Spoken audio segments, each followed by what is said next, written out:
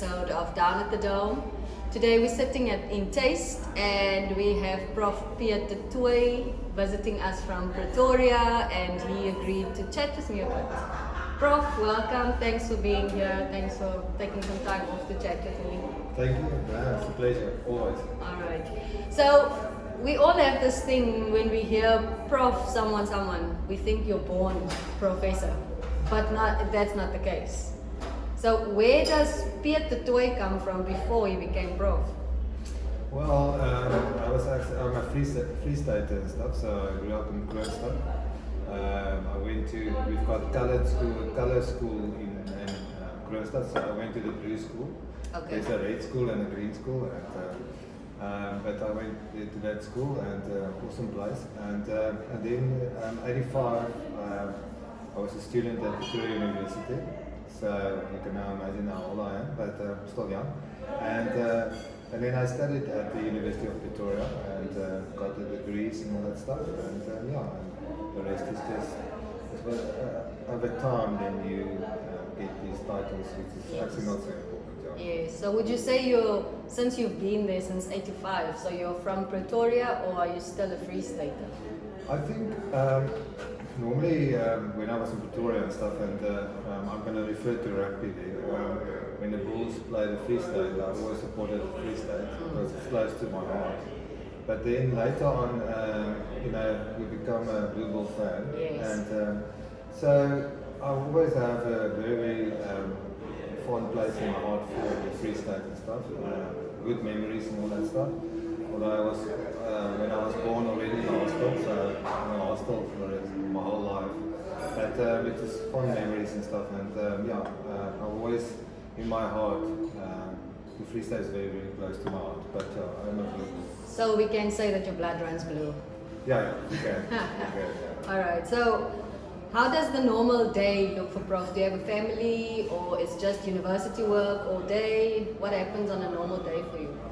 So normally I started, we stay almost, I think, 20 kilometers from university. Okay. So at 6 o'clock I start training people in the gym, and then till 8 o'clock, and then I'll go to the university, to campus, and start lecturing to students and the daily roles that I need to fulfill at the university.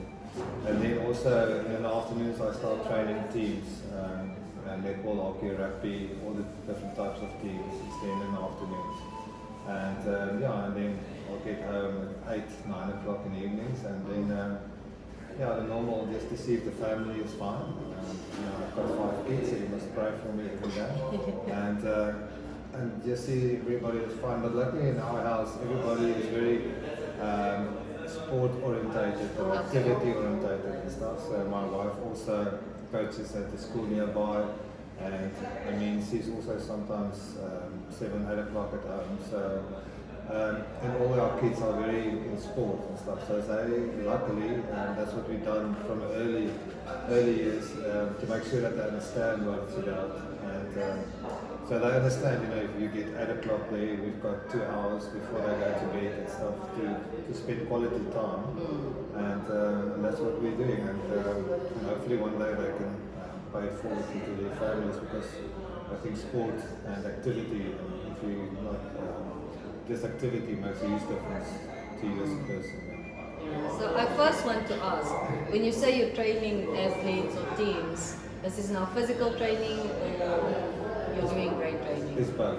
It's both, because to me, is that I always say it's important that the brain and the body communicate, the conscious and subconscious mind.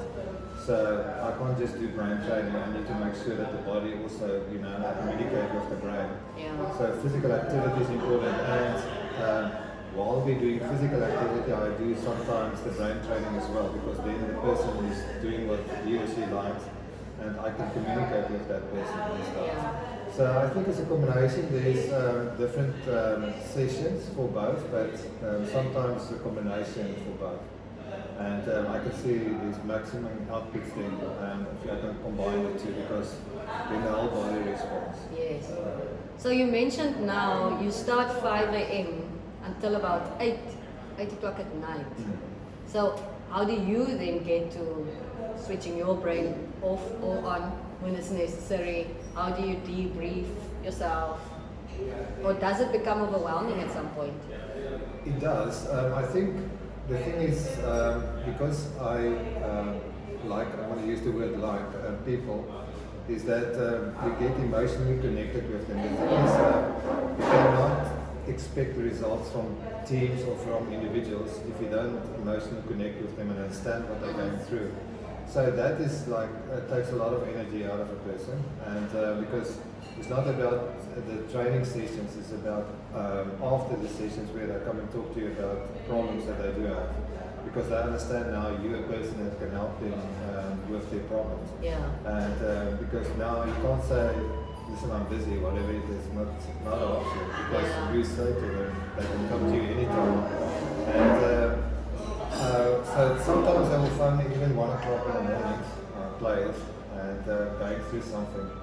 And then we need to sort it out. My wife knows by now, if the phone rings, then she said, just keep it quiet or whatever, and then I walk out of the room and then talk to the players and stuff. But yes, normally when I've got my moment is, I said to you, we stay 20 kilometers from the university. So I make sure that that time in the car, which is just me, is where I apply some of the techniques that I use on the players and on people and stuff, just to relax a bit, just to think about the day, just to prepare myself for my family is waiting for me, because I said yesterday that you can't get to home and look tired, because then it's negative emotions and stuff. Yeah. But also weekends, Saturday afternoons normally, that's what we spoken about yesterday. The weekends is important. So Saturday afternoons, when we barbecue, we brine in South Africa, is that I normally sit there outside and just be calm and stuff. I invited my family to come and join me over these years, but luckily I understand that every person's got their own stuff that they want to do on a Saturday. Yes. So now sometimes I'm sitting alone. So I said to them, I invited them a few years ago to come and sit with me, because then we can talk. So apparently the chairs next to me were empty. It's just me and the fire, and I'm Brian and stuff, but outside. It's quite a lot of chairs though. Yeah, it is. It's quite a lot of chairs. But luckily now I speak to the chairs. Like I got the 27 voices in my head, so I can keep myself busy. And but then I realized, the curtains are open because their rooms are looking at the bright light, and then they just sometimes look and they carry on with what they're doing. But one thing that I will never ever forget a moment is that, and then I realized, just relax about this whole thing. You can sit here alone the whole time. Is that my youngest one, that's now grade 11, she came one time, I think it was the beginning of the year, so I was sitting there alone, looking at the fire, and everybody's doing it. She came out and sat next to me on her phone, and so I don't speak to her. And then she said to me, Dad, you know that I'm sitting next to you? Yeah. I said, yes. So what must I do? Yes. So I just wanted to tell you that I'm sitting next to you. I said, no, I saw you, but I know you're busy, probably with your boyfriend on the phone, so I don't expect you to talk to me now. Yeah. And she carries on, and just before she wanted to go back to her room, she said to me, I just want to tell you that I love you. Oh. And then she went to her room and carried on, and then I realized, that person, you can't force stuff on people. Yes. Every person's got their own design. And if you force your will on a person's design, that's where the conflict comes from. Yes. And in any case, this concept I apply to the players and individuals as well. I'm using your design to help you. Yes. And otherwise, Yes, we're all you different. speak to the individual. Yeah. So yes, that is my way of relaxing, and then I'm an impulsive buyer. So can I go shopping with you? Yeah, you can. But I don't know, we're going to be broke, aren't we? I'm going with your wallet. Yeah, that's fine. That's fine. It's just that is the thing that remember we spoke about at this conference about the reward system. Yes. So I think I emphasize that too much. The reward system in my life is that I just will get to Saturday when I'm on my way home. and then decided, you know what, that was an awesome week. I'm going to the mall. I'm going to go to that specific shop or whatever. And then normally I buy stuff that I don't want to buy. But then, you know, Your you wife's hand it angry out. about it. Yeah. And my wife knows by now not to send me to buy groceries because I come back with strange stuff. More and more groceries and other stuff. But I enjoy it. I don't like shopping, but I like to go buy. You like the reward. Yeah, definitely. And then I think that what we've spoken about, the dopamine releases, and it calms me down. Yeah. But don't you think it improves the way that you would see yourself, it improves your self-awareness, all of that, if you would work on a reward system with yourself. Even as just, for example, buying yourself ice cream on a Friday afternoon because you've had a hard work week. No, definitely. I mean, and most of you will know that you've probably heard of, we call it the dopamine neurotransmitter that's been released. The problem is with dopamine is it will be released even if you use drugs. Yeah. And that's why people are using more and more drugs, because the dopamine needs to be released. But I think, the brain makes sure that you need to reward the brain. Yeah. Otherwise, the brain is never ever, he's going to think, okay, I've done this for you. I went out of my way to make sure that you're fine, or that you can get to this next goal in your life. Yeah. I need a reward. And the brain doesn't like you to tell him, it's fine, well done. Yeah. But I mean, he's used to it. So you need to reward him, and reward him with physical stuff, stuff that you can see sometimes, what is important to you as a person. Reward yourself what's important to you. I don't mean now buy overseas trips. No, what I say, the small things that you can. And then we also spoken about the fact that 86% of information goes through your eyes. You understand? So to tell you to Neil, well done, your brain will say, I know I did well. Yeah. Why do you tell me well done? Show me. Yeah. And we talked about the high five. It's a physical action. You know, celebration of you. Understand? So small things will release the dopamine, because then the brain sees, but I'm getting rewarded for what I'm trying to do. Understand? So that's important. Yeah. But what you're explaining now can sometimes also be very external, from other people. The reward comes from others and so forth. And society has taught us that you don't speak to yourself, because you're going to become condescending and you're boastful and all of that. How important is it then that you should speak to yourself, you should reward yourself, you should look at yourself in the mirror? Because people say you become vain if you look at yourself too long in the mirror and you speak to yourself in the mirror. But to the brain, it's such an important thing. So what difference does that make to someone? That the fact that they don't speak to themselves or they don't reward themselves, compared to you're comfortable looking at yourself in the mirror, speaking to yourself, telling yourself, Daniel, well done for this week. No, the thing is, there's the difference between to be interested and committed. Yes. So interested means you're doing something for your own benefit, okay? And then committed means you're doing it no matter what. The problem is, if you're committed, you need, like we talked about, what you just mentioned, is you need some type of well done, or what we said about the reward system. But the thing is, if you say well done, it means late nights, early mornings, and then very important, I read it the other day, is you need to be your own cheerleader. So meaning that just what you said now, you know, you need that mirror, and I saw in a brain gym that you put that mirror there, which is excellent. Is you need to talk to yourself. So the action that we normally do with my students at the university is they need to take out their brains out of their skulls and put it next to them, holding it like this, and then they must make sure that they speak to their brains. But you need to turn your brain, because otherwise you're just talking to your fingers.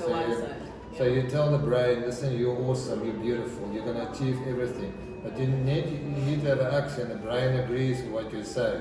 Yeah. Okay, if you're in India, it's like this. But in any case, it says, yes, I agree and stuff. And awesome, you did well today. And I'm very proud of you and all that stuff. So even if you don't have a mirror, this is your mirror, because the brain is its own mirror.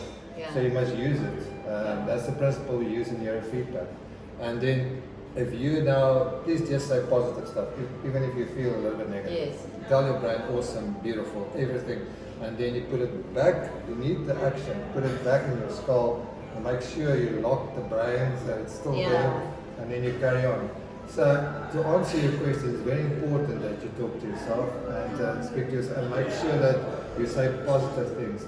The thing is about the brain, it stores negative and positive information. So now, you can imagine, and you know, I always, at all the presentations, tell people that for every positive thought, there's 60 negative. Yeah. So we must make sure that we increase the positive side, because the negative side is already there. Yeah. So just increase, and how do you do it? So if you say you're awesome, there's 1. You're beautiful 2. You did very well today. Yeah. Here we go, here we go. Yeah. And I'll make sure that I'll every day get very close to 60. You know, that's what I said to you about the 20 kilometers to home. I make sure that I get very close to 60 during the day. Yeah, there's 1 or 2 negative stuff that will add. So, but if I can just get close to 60 negative thoughts with positive thoughts, that's fine. Yeah. And yeah, I think it's important. Now that everybody must talk to their mirrors. If you don't have a mirror, talk to your brain. Just take your brain out of the skull, because otherwise you don't see your brain. Okay. But now I want to touch on the negative thoughts. What happens if you've had the tough day, you've been busy, you've been keeping yourself positive, and then one negative thought comes creeping in? What then? Yeah, the whole thing is, the more you practice positive thoughts, the more you will see positive sides of the positivity in a negative situation. Yeah. So in every negative situation, there's something positive. Yeah.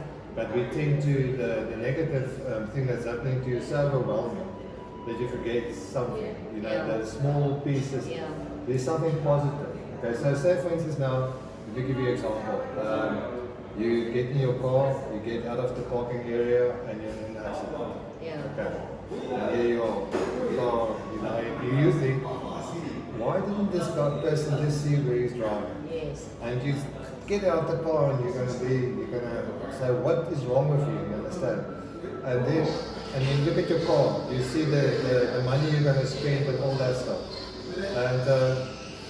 And then, but what is the positive thing?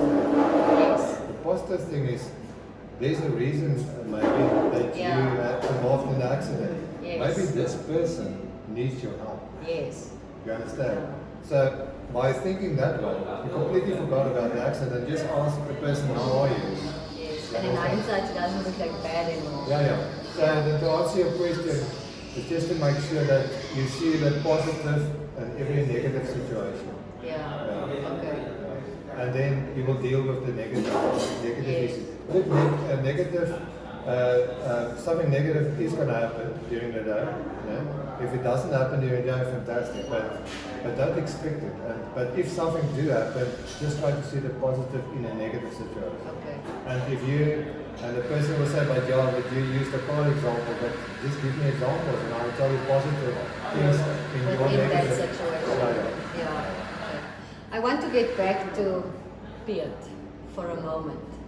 You started off in physiology first. How did you get to the neurosciences? I actually started studying microbiology. Okay. Yeah, so I got a master's degree in microbiology. Okay. But then I realized, you know what, for me to work in a lab, it's not me. So, and then I changed to physiology. Okay. So I got the PhD in physiology. And then I carry on in the department of physiology. We didn't have a sport type of module, neuroscience.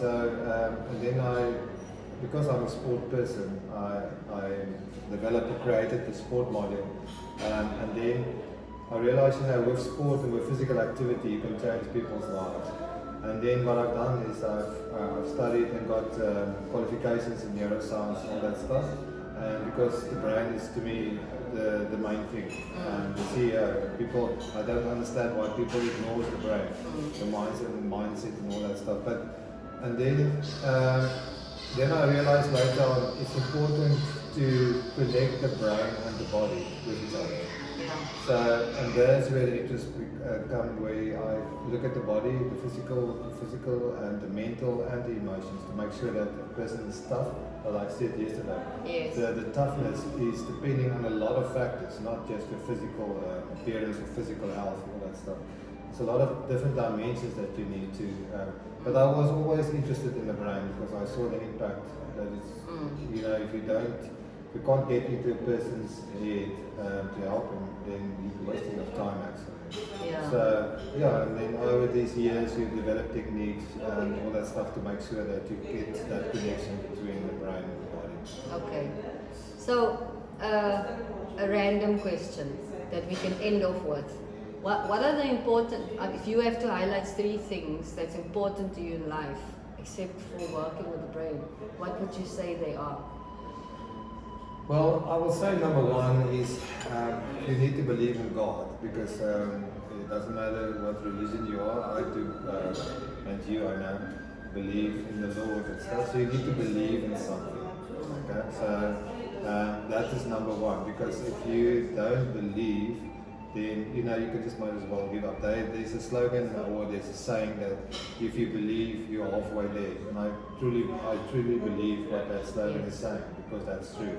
So you need to believe in our case, in Him and the Lord and stuff. I think number 2 is it's actually not about you in life. It's really, the moment you realize it's not about you, then you realize it's about other people. Yeah. And remember with yesterday with the conference and stuff, we emphasized that even if you don't do well, make sure that your teammates, like cheering them on and all that stuff. So it's really, the moment you understand it's not about you, then doors start opening for you, and you see stuff better from a different angle. And then you also, well done my friend, and all that stuff. And you don't feel like threatened by somebody else's accomplishments in life. Yeah. So I think 1, that's the Lord, and then 2, definitely it's not about you. And then I think the third one is look after yourself. Look after yourself. Make sure you're fine. It doesn't mean that it's very important if you feel like you need help, ask for help.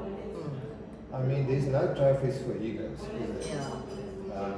Yeah. If you think I'm not going to ask you to help me, understand? That doesn't work like that. I'm not going to get a trophy. Yeah. But now I really need help. So just start talking to people. And I promise you, if the first one doesn't want to listen to you, there's another one. Keep on asking and asking and asking. Yeah. And then to find help and all that stuff, you will find help. There's a lot of people that will help you, that went through the same experience as you, and that can assist you in your situation. Yeah. So I think those 3 things, it took a lot of years for me to get there. It's not the thing that I'm telling you these 3 things and you're going to change it and tomorrow it's going to happen. Yeah. You need to believe, you need to make sure that it's not about you. And number 3 is just look after yourself. And try to make all remember yesterday we said use all the pieces. Yes. That's why you started these conferences and stuff. You've done an excellent job, so by the way. So the conferences will give you pieces. Yeah. So what are you doing with the pieces? And that's what they said. Are you throwing it away, laughing at it, or are you actually using it to build your puzzle? Yeah. And so look after yourself and make sure that all the pieces will help you, that there's a connection between your conscious and subconscious mind, and that you can just push away the external stresses of it. And so there's already help there. And now the people that present it, if you don't understand it, contact them. Yes. Contact the Neil here at the Dome, or whatever, and make sure that you understand what the piece is about. Yeah. So why do you want to sit there and just think this is the end of the world? Everything is against me. You see? And I said yesterday also, it's important, you've got so much energy in life, it's another slogan, by the way. You've got so much energy in life, why do you waste on negative emotions? Yeah. So yes, I think those 3, it's a lot, but I think the most important 3 is those. Okay. Yeah. So you're one of the people I can listen to or speak to endlessly. So I think this podcast, the time for me is too short because I have so many questions follow up, but I'll ask them off air. But Prof, I want to say thank you for joining me. Thank you for being willing to impart so much knowledge into all of us and sharing what you've learned through research, through field work. I really do appreciate it. Thank you for having me. Thank you. Thanks for joining us. See you soon.